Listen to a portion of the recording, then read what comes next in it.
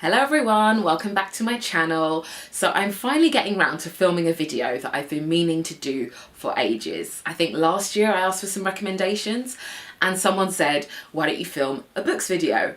And at that point, I hadn't read any books like recently. So I was like, okay, I'm gonna challenge myself. I'm gonna try and read one book a month.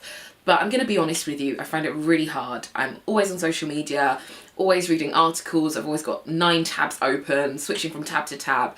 And I just find it so hard to concentrate these days, which is a shame because I love reading. When I was younger, I remember like reading the whole library at school. When I got Harry Potter, the last one, I read it in 9 hours and I could not put it down. And it's weird, like I don't get as obsessive, or I don't let myself get as obsessive about books because there are just so many distractions. But what I am finding is that because of social media, I am reading different kinds of books, and I think it's because of the people that I'm following, you know, what's going on in the world. I've broadened my horizons, so social media has been good but also bad. Like, it's given me good books to read, but then I don't find the time to read the books. So I thought I would share 6 books that I've been reading over the past year, and they're all non-fiction, which is, you know, unusual, like for past Kristabel. There's also a lot of really interesting and inspiring people behind some of these books, because what I'm finding, you know, everyone has a social media presence, they may have something else, podcasts or a newsletter. I think that being an author in 2017 is quite a multifaceted role, and it's great that you can experience what these authors are doing in other ways. So yeah, I think there are a lot of inspiring women in the mix and some really interesting reads. As always, I'll leave links down below, and let me know if you have any more recommendations, even though it may take about another 2 years.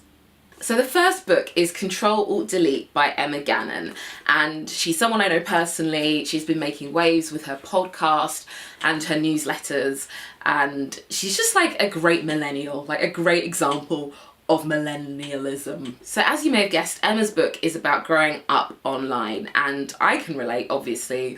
I've been online since the dial-up days, MSN, you know, chat rooms, and there's so many references in this book. I think she refers to some cord flares that she used to wear. Oh dear, the horrors, the horrors. So she uses her previous internet experiences to illustrate modern day issues such as sexism, body shaming, slut shaming, all the shaming. And there's also her own realizations about life. It's a really interesting, because I know her in real life. I know that she's worked at several online magazines, but I really didn't know what she did before that. And it's great. I think it's great for like young girls, because it's so important to know that a career journey is not linear. Like, there's loads of steps. And you may see Emma now, she's been in a Microsoft commercial, she has done talks, obviously she's got another book coming out, and you may think, wow, like, she makes it look easy, but she's done so much work before that. She used to work in a PR company, and I think she said something about, you know, when you have to do a job to pay the bills, but it's not really right, like, morally for you. And I think a lot of us can relate. You know, if you've interned at a company that isn't right, you've had to work somewhere, it's a stepping stone to that, you know, that dream job. But she just really illustrates the steps that she's taken, as well as all these internet experiences. You know, she does with just some serious topics, quite personal topics as well. It's really honest and relatable, and you can actually read the light bulb moment where she's like, this is what I want to do with my life. I think it'll be really reassuring if you're not quite there yet. And, you know, it reassures me as well about my own life. It's great. I'd say it's like Throwback Thursday in book form. So as I mentioned, Emma has a podcast, she does lots of talks, she's got an amazing newsletter, and she's bringing out a second book. And I think it's about having a kind of slashy career, like, you know, being a freelancer, being a hustler, an entrepreneur. I think it'll be quite relatable and useful. I feel like we all need to have this mindset, because you may work for a company, but they can just get rid of you, and you have to look out for yourself and arm yourself with the best knowledge that you can. So now we have Why I'm No Longer Talking to White People About Race by Eddo-Lodge, and she is another great millennial. There are just so many great millennials in this selection. So yeah, her book is really interesting because it came about from an article that she wrote, and it was literally called Why I'm Not Talking to White People About Race. So it was born out of a frustration that she felt when she was trying to engage with certain white people, not all white people, she's very clear to say, about race. And I can definitely relate. I've had some moments like that when it was just really hard to express myself, especially when I was younger. There are some people who just don't get that our experiences as black women, as people of colour, are different. I think the most recent example is Russell Howard, the comedian, and I thought he was funny until he, took the mickey out of the pamphlet that has come out to explain to white people how to treat people of colour in the office. Now, I get, a pamphlet is maybe a clumsy way of doing it, but the intentions are there. But I think his skit, he couldn't believe that someone would touch a black woman's hair without their permission. Whereas this happens to me. It's like I have a barometer like each week. I think last week was, okay, no touches. Week before, 3 touches. Week before, maybe 1 touch. Not totally sure. But it happens, and it's real. Like, even if I don't talk about it, it happens. And I don't know why people are touching this hair. Like, am I a mirage? Like, it's, what this feels like. It's hair. I can definitely relate to a lot of what's in this book, and I think it'll be really helpful. Like, if I'd had this when I was younger, when sometimes I just feel so frustrated and powerless trying to explain things to people, or I would know in my heart of heart that something was wrong. I think in primary school, I said to someone, oh, I can't be racist because I'm black. And then this person said, oh yeah, you can be. And then I just believed that. What Rennie explains so perfectly is that racism equals prejudice plus power. So she has an example of a guy in a Caribbean takeaway, and he serves some white people, and then they go out the shop, and then he serves Rennie, and he says, oh, I've got the best cuts of meat for you.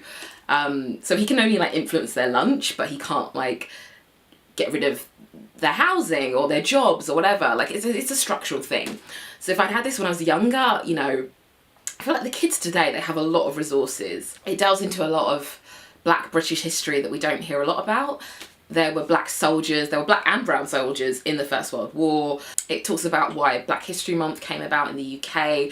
There's just a lot of insight into why things are the way they are. It's a really useful resource and one to read if you want to educate yourself, no matter what race you are. But for me, it makes me feel supported and comforted. It explains things perfectly. When I wrote my post about being black, I was only able to do that after reading so many articles.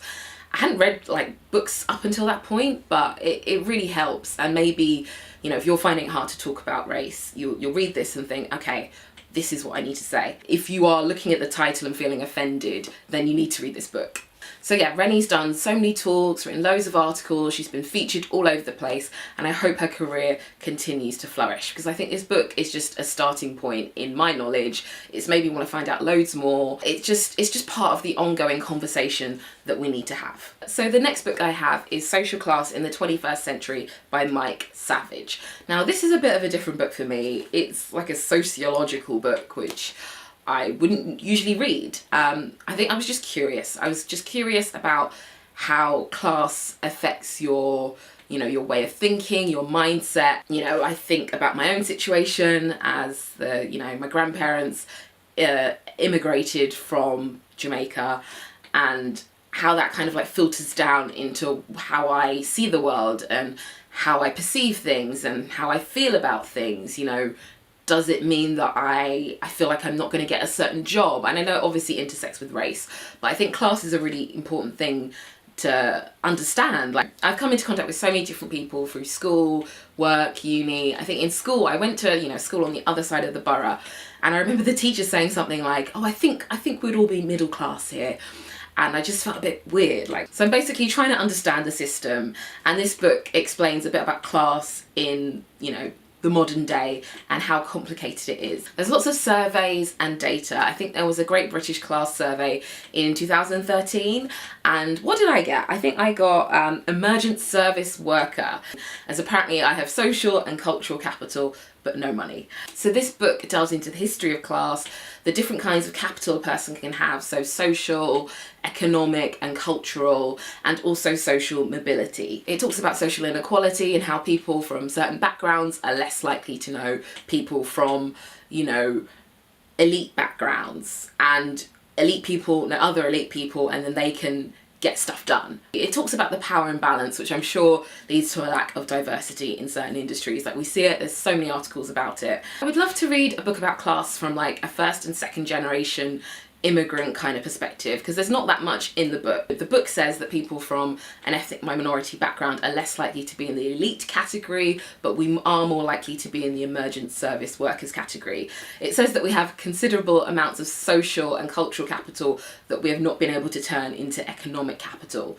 So yeah, it's what I knew, but this book is sort of delving into why, you know, why this keeps happening. I learned a lot from this book, and I've got another one that's called Rise of the Creative Class, which I'm going to read at some point, you know, probably in 2 years. But I just really want to empower myself with this knowledge. I still don't know if I'm going to change the system, but hey ho, I've tried. So now we have The Good Immigrant, edited by Nikesh Shukla. Now this is a really cool book because it was crowdfunded. Obviously we know there's a lack of diversity within publishing. You know, it can be a lot harder for people of colour to get books published. We know. So he was like, I'm gonna get those stories out there. Even J.K. Rowling donated. She's got a quote on the front, and it's by 21 writers who explore what it means to be Black, Asian and minority ethnic in Britain today. And that's BAME, BAME for short. And what's funny is that I did not know what BAME meant a few years ago. I got an email from someone and it said, we need more BAME writers. And I was like, what is BAME? You know, it's weird when people put you into a category and they don't tell you what the category is. And there's some stories in the book around that. There's a story by Vera Chock where she talks about the term East Asian and how it kind of just lumps all these countries in, like it doesn't make sense. You know, she feels Asian, but she's lumped into a different category.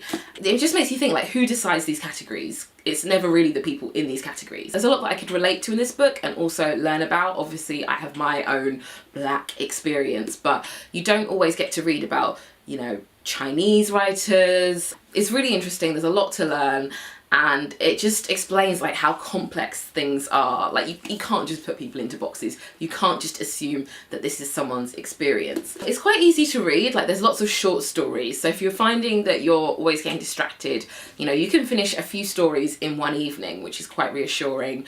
There's one by Riz Ahmed as well. Like they've got some good people. Bim Adewumni, she writes amazing stuff for BuzzFeed and she's great on Twitter as well. And the book has also introduced me to some new writers as well. And what's great is that this is going to continue. So Nikesh is founding something called the Good Journal, which is a quarterly journal featuring people from underrepresented backgrounds. And you know, they don't necessarily have to write about race. I think obviously race will intersect with a lot of things, but it can be about a variety of topics. And it's just giving people space because, you know, I find that maybe when you go to like a traditional publisher, they'll say, oh, we've got enough of that. You know, we don't need any more of that. There's a lot in this book that will make you think. It can be quite frustrating to read, but what's great is that he's thinking, how can I change this and how can I empower underrepresented voices? So it's really inspiring. I think I listened to him on a podcast and he said something like it's not the definitive guide to diversity, but it's just part of the conversation. So now we are onto the self-improvement section, and someone I've been hearing a lot about is Atega Uwagba. Hopefully I've said your name correctly. As you can see, this is the little black book. I've spilled coffee on it. It was so good. I was like spilling my drinks. It does what it says on the tin. It says it's a toolkit for working women, and there's a lot of stuff in there which is just, you know, stuff I wish I'd known before I started this freelance journey. It's stuff I've had to figure out along the way, and it kind of reiterates what I knew, but then teaches me new things as well, like things that I've only just realised. I'm like, oh damn, I did not know about this. So I think this is a great gift for someone who is maybe going freelance or thinking about it, or even if you're in a job. You know, as I said, I think you should think like a freelancer. There are tips on negotiating pay rises, which is so tricky. I know that there's obviously the gender pay gap. Apparently we're all working for free, us women, right now. And it's tough. Like a lot of it is ingrained, like it's psychological. But she, you know, gives really clear, concise advice on what you can do. You know, it's great that she is willing to share her knowledge and empower a generation of women, because it's so important. One thing I like, she's got a section which is called How to Have a Good Meeting, and this is something I've you know, learned recently, because you know, sometimes I get to meet with PRs, and in the beginning I was like, oh yay, free breakfast, but then I thought, okay, we need to have a bit of a plan, like a goal, plan of action. I need to follow up. No one really teaches you a lot of these things, especially when you're freelance. Like you do figure it out along the way. But there's just everything in this book. And then at the back, she's got some tips from, you know, Pandora Sykes, Chimamanda, loads of well-respected women. It's small, as you can tell. Like, I read this in a few hours. So if you're really struggling to read, you could get through this quite quickly. It's £4 as well, so it makes a good gift, you know, say if you're doing like Secret Santa. It's a good stocking filler, and it's Instagrammable. Like, she knew what she was doing. Obviously not with the coffee stain. And Ortega is an inspiration in herself. She's founded a network called Women Who, and I think she's got a newsletter with just really good articles and knowledge. I think she hosts events, she's done lots of talks, she's been on lots of podcasts. You're probably seeing a theme here. I've seen her book everywhere, all over the gram, and I hope it continues. My last book is the only ebook. I don't know if you can see it. You're probably not going to see it, and excuse my cracked, dirty iPad. But yeah, this is the only ebook on the list, which is strange because normally I am, you know, pretty lazy, so I'm always getting ebooks. I've been trying to change my habits because I find that throughout the year I obviously have dips in motivation, you've probably seen in the vlogs. And I'm always trying to think, like, how can I become this better person? Like, how can I just get up and be focused and not be scrolling on Twitter? Like, how can I change that habit? So this book is called Better Than Before, Mastering the Habits of Our Everyday Lives by Gretchen Rubin. And I found out about this book via my friend Ella's podcast. She's, her blog's called Coco's Tea Party. She does a podcast with Monica of the Elgin Avenue. Their podcast is called Let's Discuss. And she did one on the 4 Tendencies, which is another book I think she's brought out. And there's a quiz. I love a quiz. And I love any kind of like personality quiz. I love trying to figure myself out. So she's basically created a framework that explains how you keep habits and meet inward and outward expectations. I did the quiz. The options are upholder, questioner, I can't remember the other one, but I got the rebel, and I was just like, why have I got the rebel? Like, that's like the worst one, because I think the upholder is really good at meeting inward and outward expectations. So the upholder, I'd say that Liv is probably an upholder. She's always early, she's always on time. She's early because she wouldn't want to inconvenience the other person, and she does her work on time because she wouldn't want to inconvenience herself and like stress herself out. But that is just not how I do things, which, you know, is crazy. It seems like counterproductive sometimes. And I thought to myself, why did I have to get this category? But I think it means that I place value on being myself, being my authentic self. You know, if I want to form a habit, it has to be self-directed. It's like, if I have to think to myself, I want to be this successful entrepreneur, so I'm going to do the things that will get me to that goal, even if I don't really like them. Like, that's how I form habits. The book obviously explains that in more detail. It goes through things like rewarding yourself. I did think, you know, maybe I should challenge myself. If I do all these things, I'll let myself get something like a piercing. But Gretchen says that that's bad because you're associating that positive, you know, reinforcement with this action that you don't like. And you're only doing it to get that positive reinforcement, whereas you really need to do it because you know how important and valuable it is. So that was quite interesting. So yeah, it does cover some things I knew before. It's quite relatable. I think obviously like Gretchen has a different tendency, but it does give me some strategies I need to use. Like, she talks about procrastination and how you just have to you know, you see yourself procrastinating, you've got to think, I'm just going to stop and do this another day. Like, it's something I struggle with doing because I'm like, I try and force myself to keep doing a task and then I feel bad about it. But I know what happens. I know what should happen when I get stuck in a procrastination cycle, and maybe I just need to hear it from every different avenue. Yeah, I think forming better habits is a bit of an ongoing journey for me, and this book has helped somewhat. I might read a few of the others. I know she's also got a podcast, so, and like other resources as well. But I've accepted that forming habits it's tough. It's like I need to tell myself there's no other way. Like, it's weird. This book doesn't spell out exactly what you have to do. You just have to figure it out by yourself, which I think is probably the best thing. I think it's about recognizing the signs, not beating yourself up, and gradual progress. So that's the end of my first list. I'm currently reading Ice Cream for Breakfast by Laura Jane Williams, which is quite cool. She's someone I've also met a couple of times.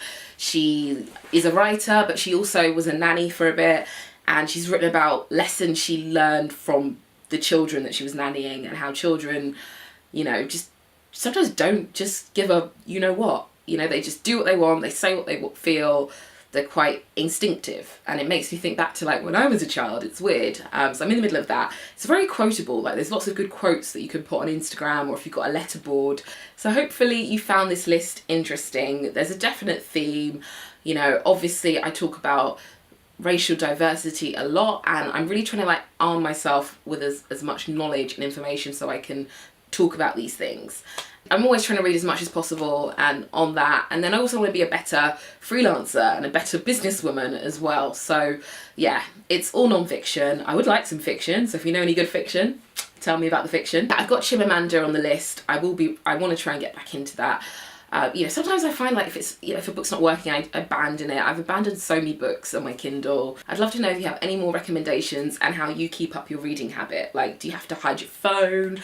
Do I need to just put it under something? Thank you so much for watching. I've also got a blog, so if you're watching this during Cyber Weekend, I've got some tips on shopping strategies that I use all year round, so it'll be useful even if you're not watching this, you know, Cyber Weekend.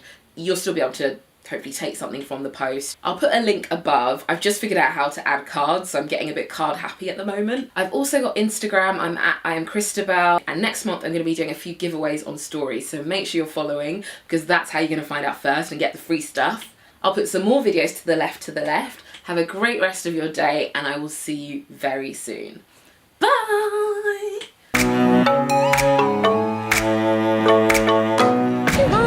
Is here at Stylist Live. She has a suitcase. She's not sleeping here, but she's buying Pip and Nut.